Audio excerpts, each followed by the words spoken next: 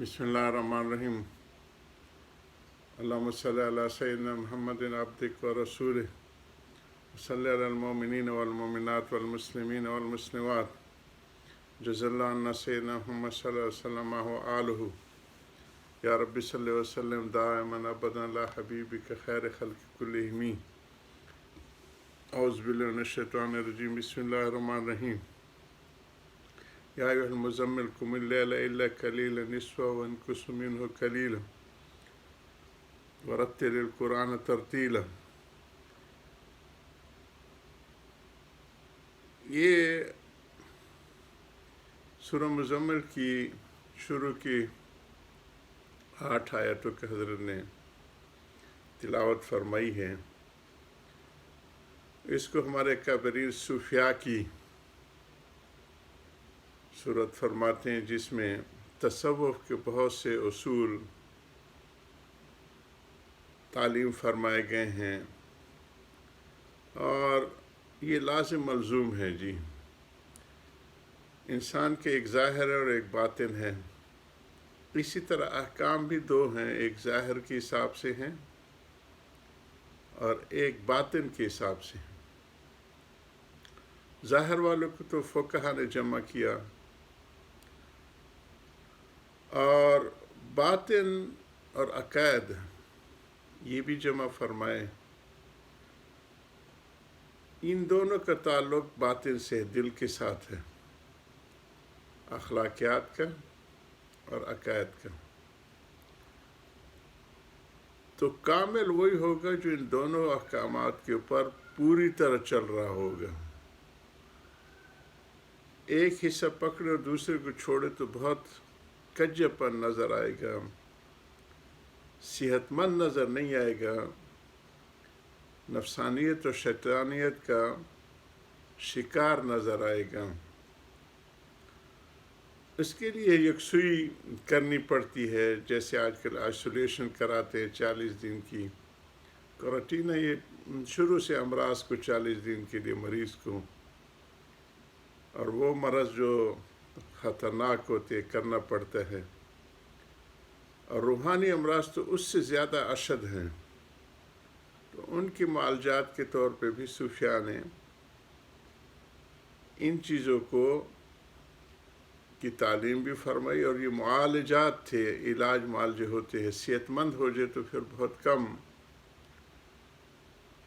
इनकी प्रैक्टिस की या इन पे ज़रूरत होती है, लेकिन फिर भी एहतियात की तालीम होती है। अल-वक़ायतु खैरुम मिनल इलाज के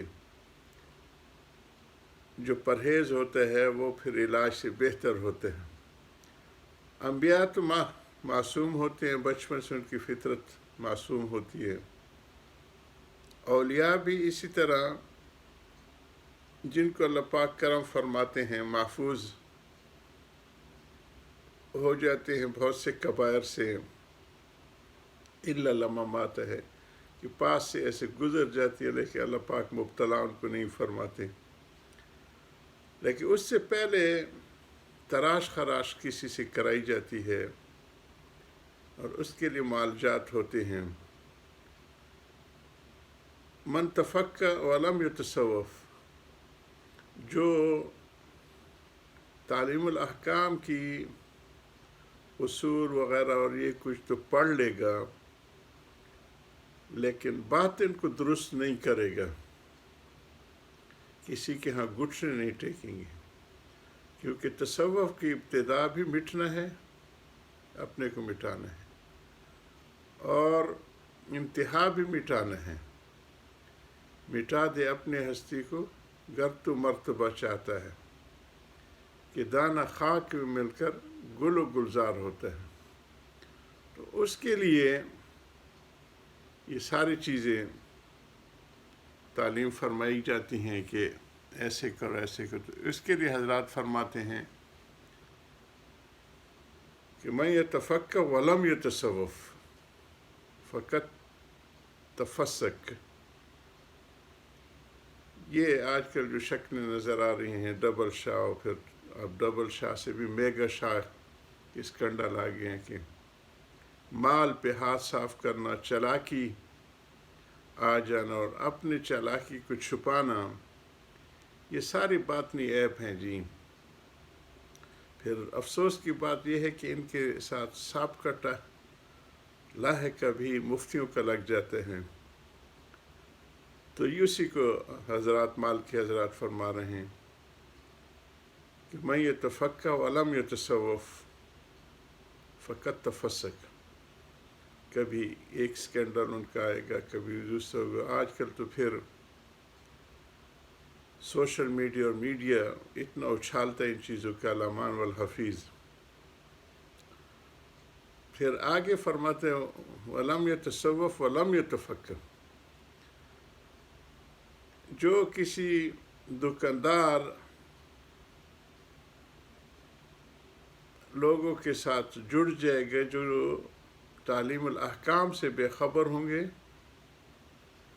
اور بس کچھ کیفیات کو وہ دین سمجھیں گے، فقط تزندق، تو یہ زندگی میں پڑیں گے، کبھی ہوا میں اڑیں گے، کبھی سمندروں پہ چلنے کی دعوے کریں گے، معاذ اللہ پھر بڑھتے بڑھتے نبوت کی دعوت تک بھی پہنچ جاتے ہیں۔ تو یہ زندگی میں پڑیں گے۔ من جمع بینہما، جس نے دونوں کو جمع کر لیا، تعلیم الاحکام کو بھی اور تہذیب الاخلاق کو بھی، فقط تحقق، اصل محققین شریعت کے یہی لوگ ہوں گے۔ سلیبس، کتابیں سلیبس پڑھاتی ہیں، آدمی بناتے ہیں جی۔ افسوس کی بات ہوتی ہے کہ کبھی رنگ پہ، کبھی نسل پہ، کبھی زبان پہ، کبھی لاقیت پہ لوگ فخر کرتے رہتے ہیں، جبکہ فخر کی بات ہوتی ہے اکرمکم عند اللہ اتقاکم، کہ عزت والا اور شرف والا، کرامت والا وہ ہے جو وہی جو ہے تقوی کو اختیار کرے گا۔ اور تقوی کا حصول اور فہم دین یہ جڑا ہوا ہے اہل اللہ کی صحبت سے۔ قرآن نے اس کو بتایا ہے،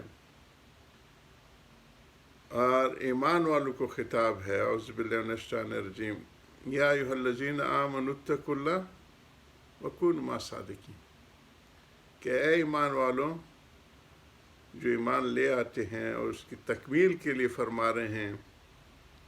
کل میں عرض کر رہا تھا کہ اشد حب للہ، حب جو ہے ایمان کی جز اکبر ہے، کہ یہ جو ایمان لاتے ہیں ان کو اللہ پاک، اللہ سبحانہ تعالیٰ کی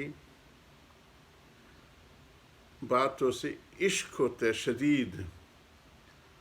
تو ادب کی میں کل ذکر کر رہا تھا کہ ابتدا تو ادب سے ہوتی ہے، یہ گھٹنے ٹیکو، چون چرا نہ کرو، اور بزرگوں کی باتوں کو مانو، تقلیداً مانو۔ پھر بعد میں اللہ سبحانہ تعالیٰ تحقیق کے درجے پہ بھی پہنچا دیتے ہیں۔ اب شروع میں بچہ کہے کہ الف میں نقطہ کیوں نہیں ہے اور بے میں کیوں ہے، اس کو ماننا پڑتا ہے جی۔ کوئی بھی دعا فرض اور واجب کی درجے پہ نہیں ہے، صرف ایک دعا کی،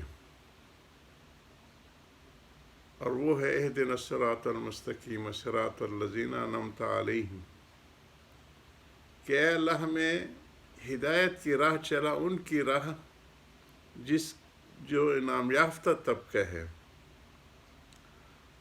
تو صراط المستقیم ایک ہی ہوگا، اور وہ حضور صلی اللہ علیہ وسلم خود ہی فرما گئے ہیں کہ میں دو چیزیں چھوڑ رہا ہوں، قرآن اور سنت، جو اس کو پکڑے گا گمراہ نہیں ہوگا۔ اب یہ دو نقطوں کو ملانے والا ہمیشہ سیدھا خط ہوتا ہے، جو ان سے ادھر ادھر جائے یہ ٹیڑھ ہوں گے۔ اس طرح 72-73 فرقوں کا ذکر آتے کہ بنیں گے۔ قرآن اساس ہے، پھر بیچ میں جو سیدھے راستے پہ چلتے چلتے حدیث آ جاتی ہے، جو حضور صلی اللہ علیہ وسلم کی ارشادات ہیں، واقعات ہیں، اقوال ہیں، افعال ہیں، یہ صحابہ نے امت کے لیے جمع کی۔